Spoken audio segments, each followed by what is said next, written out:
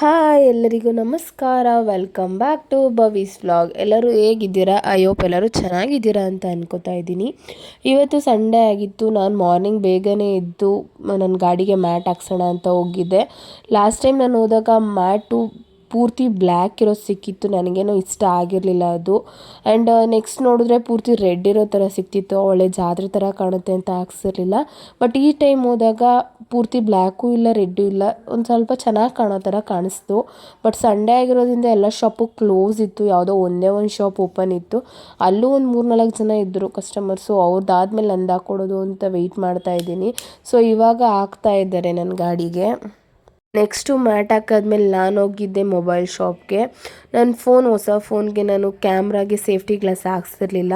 So and back pouch ಅಷ್ಟೇ ಬೇರೆ ತೊಗೊಳ್ಳೋಣ ಅಂತ ಹೋಗಿ ಅದನ್ನು ಹಾಕ್ಸ್ಕೊಂಡು ಬಂದೆ. ನೆಕ್ಸ್ಟು ನಾನು ನಮ್ಮ ಅಕ್ಕನೂ ಮನೆಯೆಲ್ಲ ಖಾಲಿ ಖಾಲಿ ಕಾಣ್ತಾ ಇದೆ ಅಂತ ಕೆಲವೊಂದು ಪ್ರಾಡಕ್ಟ್ಗಳನ್ನ ಆನ್ಲೈನಲ್ಲಿ ಆರ್ಡರ್ ಮಾಡಿದ್ದು, ಅದೆಲ್ಲ ಬಂದಿತ್ತು ಅಂತ ಮನೇನ ಡೆಕೋರೇಟ್ ಮಾಡ್ತಾ ಇದ್ದೀವಿ.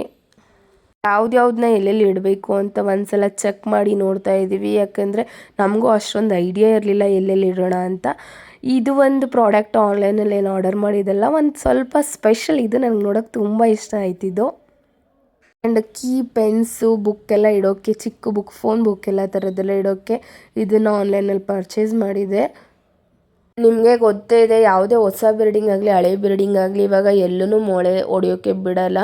ಸೊ ಆ ಕಾರಣಕ್ಕೆ ನಾವು ಮೊಳೆ ಹೊಡಿದೇ ಇರೋವಂಥ ಐಟಮ್ಗಳನ್ನ ಆನ್ಲೈನಲ್ಲಿ ಪರ್ಚೇಸ್ ಮಾಡಿದೆ. ಮೊಳೆ ಹೊಡಿಯೋ ಬದಲು ನಾನು ಡಬಲ್ ಸ್ಟಿಕ್ ಬರುತ್ತಲ್ಲ ಆ ಥರ ಉಕ್ಕನ್ನ ತಂದು ಹಾಕಿದ್ದೀನಿ.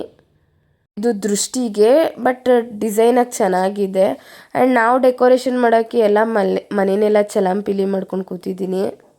ನೆಕ್ಸ್ಟು ನಾನು ದೇವ್ರ ಮನೆಗೆ ತೋರಣ ತಂದಿದ್ದೆ. ಆರಿತ್ತು, ಚೆನ್ನಾಗೇನೋ ಇತ್ತು, ಬಟ್ ಅದು ಪೂರ್ತಿ ಇರಲಿಲ್ಲ ಅಂದ್ಬಿಟ್ಟು ಹಾಕಲಿಲ್ಲ. ರಿಟರ್ನ್ ಮಾಡೋಣ ಅಂತ ಹಾಗೆ ಎತ್ತಿಟ್ಟಿದ್ದೀನಿ. ನೆಕ್ಸ್ಟು ಮನೆ ಬಾಗಿಲಿಗೆ ನಾನು ಧಾನ್ಯದ್ದು ತೋರಣ ತಂದಿದ್ದೆ. ಹಾಕಿದ್ರೆ ಒಳ್ಳೆಯದು ಅಂತ ಹೇಳ್ತಾರೆ ಇದನ್ನು. ಅದೇ ಕಾರಣಕ್ಕೆ ನಾನು ಸಹ ತಂದಿದ್ದೆ ಇದನ್ನೆಲ್ಲ ನಾನು ಆಫ್ಲೈನಲ್ಲೇ ಹೋಗಿ ಪರ್ಚೇಸ್ ಮಾಡಿರೋದು, ನೋಡಿಬಿಟ್ಟು ತೊಗೊಂಡು ಬಂದಿರೋದು. ಆನ್ಲೈನಲ್ಲಿ ಬುಕ್ ಮಾಡಲಿಲ್ಲ ಇದನ್ನೆಲ್ಲ. ಧಾನ್ಯದ ತೋರಣನ ಓಡಾಡೋ ಜಾಗದಲ್ಲಿ ಹಾಕಬೇಕು ಅಂತಾರೆ. ಮನೆ ಬಾಗಿಲಿಗೆ ಹಾಕಿದ್ರೂ ಒಳ್ಳೆಯದು, ದೇವ್ರ ಮನೆ ಬಾಗಿಲಿಗೆ ಹಾಕಿದ್ರೂ ಒಳ್ಳೆಯದು.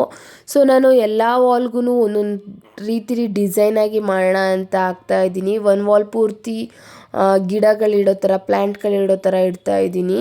ಇನ್ನೊಂದೊಂದು ವಾಲ್ಗೆ ಡಿಫ್ರೆಂಟಾಗಿ ಮಾಡೋಣ ಅಂತ ಮಾಡ್ತಾಯಿದ್ದೀವಿ ನಾನು ನನ್ನ ಅಕ್ಕನೂ. ಓವರಾಲ್ ನಮ್ಮ ಮನೆ ಪೂರ್ತಿ ಡೆಕೋರೇಷನ್ ಆದಮೇಲೆ ಹೇಗೆ ಕಾಣ್ತಾ ಇದೆ ಅಂತ ನಾನು ವಿಡಿಯೋ ಮಾಡಿ ಹಾಕಿದ್ದೀನಿ. ಹೇಗಿದೆ, ಚೆನ್ನಾಗಿದೆಯಾ ಅಂತ ಕಮೆಂಟ್ ಮಾಡಿ ನೋಡಿಬಿಟ್ಟು.